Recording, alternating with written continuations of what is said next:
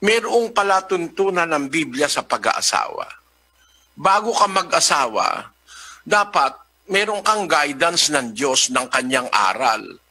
Hindi ka basta magmamahal, iibig. Kasi ang demonyo, nag-uudyok yan ang pagmamahal din eh. Ang ipapamahal sa'yo, yung hindi mo asawa, asawa na ng iba, mang-aagaw ka pa. Merong ganun.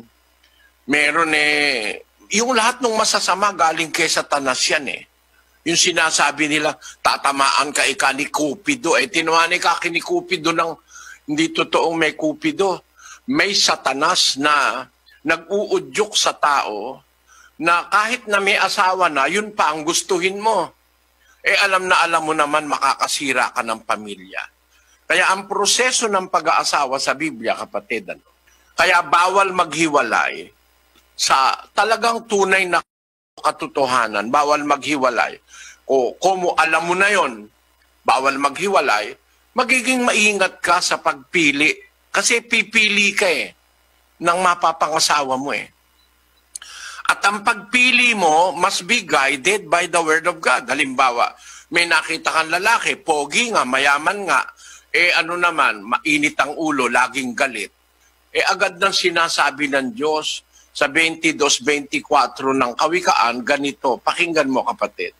Huwag kang makipagkaibigan sa taong magagalitin, at sa mainiting tao ay huwag kang sasama.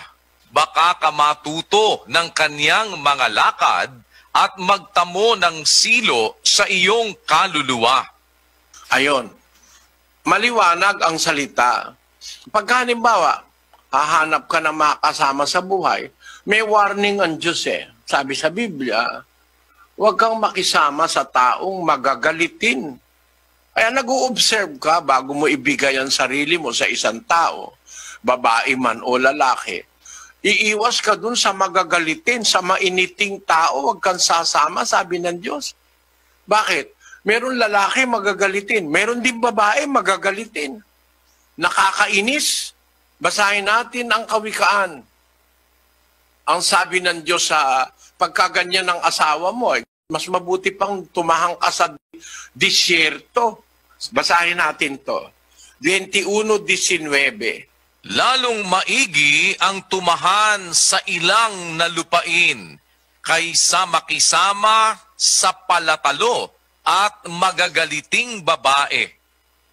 Pagka nakita mo yung babae, magagalitin, palatalo, hilig sa diskusyon, laging madaldal, kung ako lalaki, aatras na muna ako kahit ba nararamdaman ko yung Cupido ni Satanas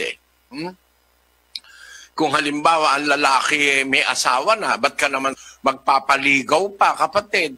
Kaya sa Iglesia ng Diyos, bawal lang maghiwalay. Kaya yung pag-aasawa, isang bagay na seryoso, dapat may guide ng aral ng Diyos.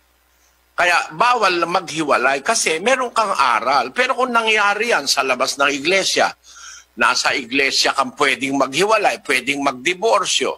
Sa iglesia totoo, hindi mangyayari yon.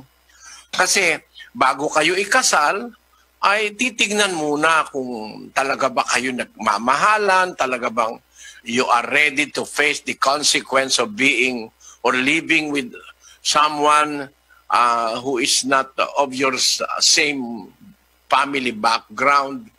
Marami kang adjustment na gagawin. Pero pagkatapos ng lahat ng yan at nakita mo pwede naman sa Biblia, pwede kang mag-asawa. Kaya lang, pag nagpakasal ka, ihanda mo na sarili mo na hindi ka na hihiwalay. Yun ang kalooban ng Diyos, kapatid. So, pagka halimbawa, gumawa ka ng sarili mong kalooban, hindi na kalooban ng Diyos yun. Lalabas, mali ka na ron. Mananagot ka ngayon. Yan po ang sinasabi sa Biblia.